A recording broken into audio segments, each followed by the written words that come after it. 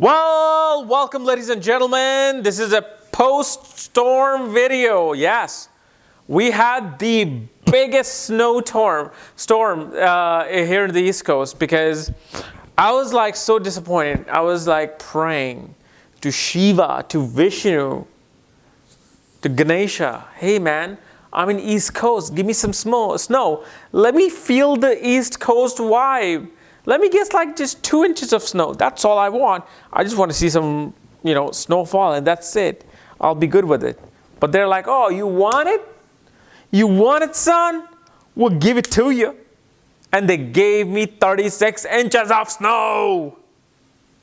Yes, it was madness. It was great. It was fun.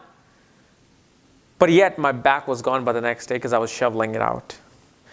But anyway, today we're going to be doing our Mercury, Venus, Ketu conjunction, which I know I kind of missed it last week too. So today we're going to do this 3 planetary conjunction and see what this conjunction is all about. Okay. And as always, if you do not know, if you have this conjunction, what your other conjunctions are, all your other planetary placements, all the details of your horoscope, for that, check out the links here. Check out my full astrological report, including my books, Astrology, Conjunction, and Aspects of the Speed of Light, including on my consultations at this link here. So let's get started. So understanding Mercury, Venus, Ketu conjunction. First of all, what is Mercury? Mercury is speech, communication. Mercury is your ability to write. It's your ability to comprehend things. It's your ability to analytically comprehend and understand things in this life. But especially Mercury is all communication of all kinds. Sales and marketing to media and social media. Writing, everything is Mercury. Mercury represents your near and dear ones, your aunts, uncles, siblings. Mercury is also the significator of education.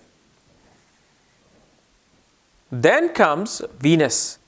Venus is a significator of relationships. Wives, female, women, arts, media, creativity, culture. Venus represents purity of love, purity of relationships. Venus also represents luxury. Then comes Ketu, the south of the moon. Ketu represents our past, things that we always fall back on because that's the experience that we're bringing in this life. That's the experience that we're putting forth in this life so we can understand our future, which is Rahu. So that's what Ketu is. Ketu is also the things that we really sometimes don't care about. Something that so naturally has been embedded in us that we're like, you know what, we don't need to work towards it. And Ketu also represents the process of spiritually understanding yourself. Because see, Ketu is a headless planet. So when you're headless, how are you going to know who you are? What is your identity? Well, you're going to try to look within. You're going to go look within. You know what? I don't have a head to, think and all that, or to work my intelligence. You know what? I'm just going to go into my spiritual side and try to understand, because I know my soul, no matter how disfigured I am, my soul is always going to have head, is always going to have that full consciousness. So that was it represents. It represents our ability to understand ourselves consciously and subconsciously. And pretty much what people understand, what we're trying to understand, is all our past life karmas. That's what spirituality is. So that's what Ketu is. Ketu also represents sudden things, sudden events, explosions. Ketu represents breaks. Ketu represents separation. Separation from the self, or especially the material world. So what happens when these 3 planets come together? Well, one thing that you will understand with this conjunction is that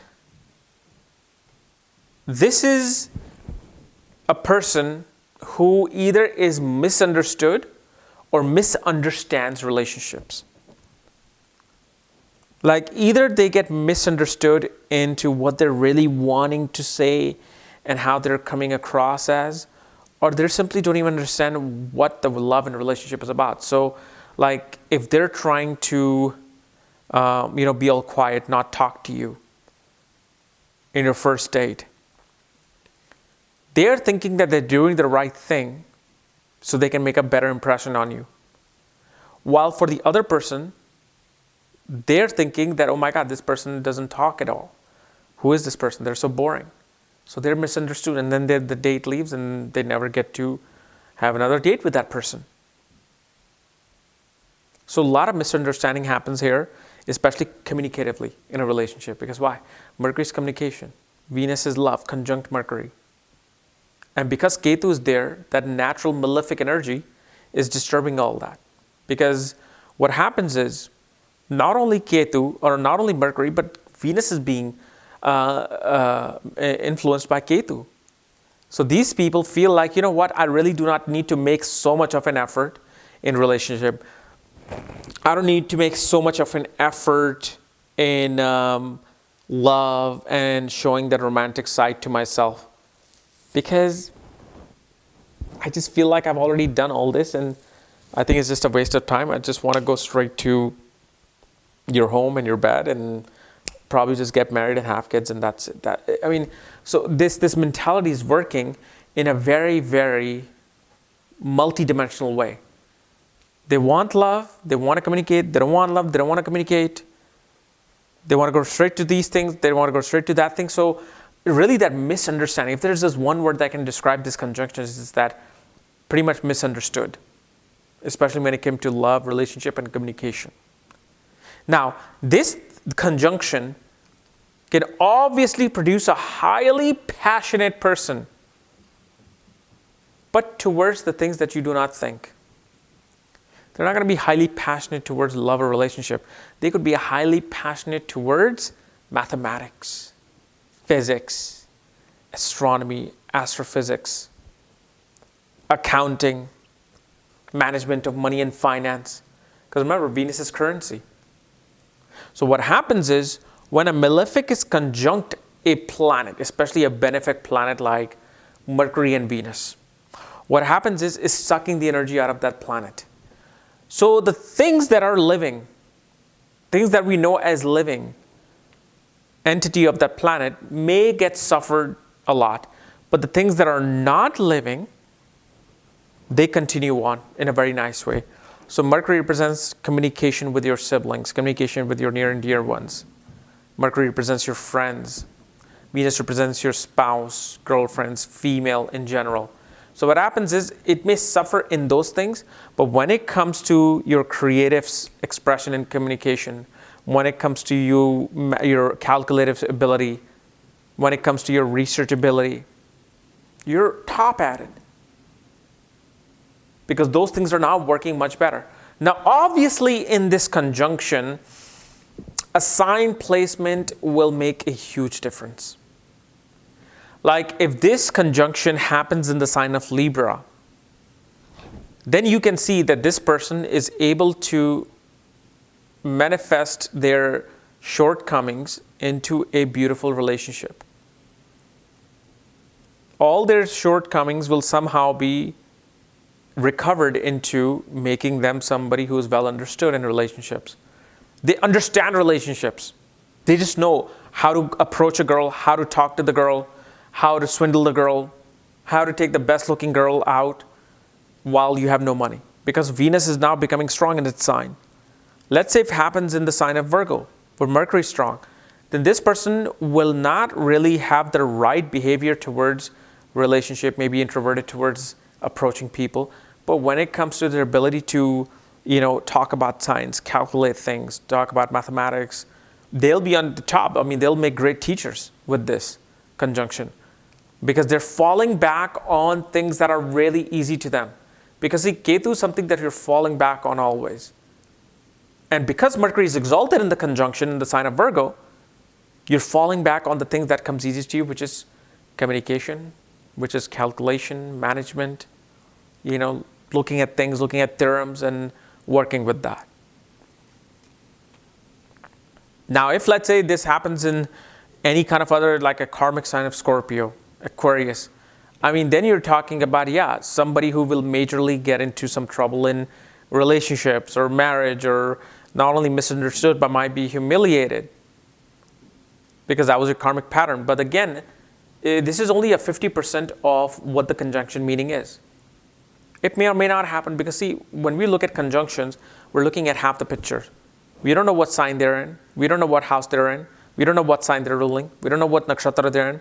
We don't know what their position is in the Namansha chart and Sastyamsa chart. So if let's say Venus becomes exalted in the or Namansha chart or it's in a sign of Libra, I mean, you can see this person is sure it's going to go through their misunderstandings early on in their life, but eventually they'll become really good. Through failures, they'll become really, really good at what they do. Whether it's charming women or whether it's being very creative. So you have to understand these dynamics of astrological analysis. This is why astrology is not the easiest subject to pick up. People think it's the easiest subject to pick up. It's not. And if you think about it, and I was just observing this just last week, every single major big astrologer that I know of is highly qualified in all kinds of places, mathematics, science, accounting, like especially Kapiel Raaj. He was an accountant. He was good in mathematics. He topped his, I believe it's not IAS, but IFS or something. Like he was one of the first 400 people selected. You get Dr. B.V. Raman, the father of astrology. I mean, highly educated people. So this is why you have to understand these dynamics of astrology before you can really say, oh, well, this conjunct works for me, doesn't work for me, because it really takes a deep analysis with wisdom and intuition to really see what this conjunction or any conjunction will do, or anything else in astrology for that matter. Okay? So guys, this was my analysis of Mercury, Venus, Ketu conjunction. If you're new to my channel, subscribe below. And again, if you want to know where your conjunction is and all your other planetary placements, including my books, consultations, for that, check out the links here. Otherwise, we'll see you next time. Bye-bye.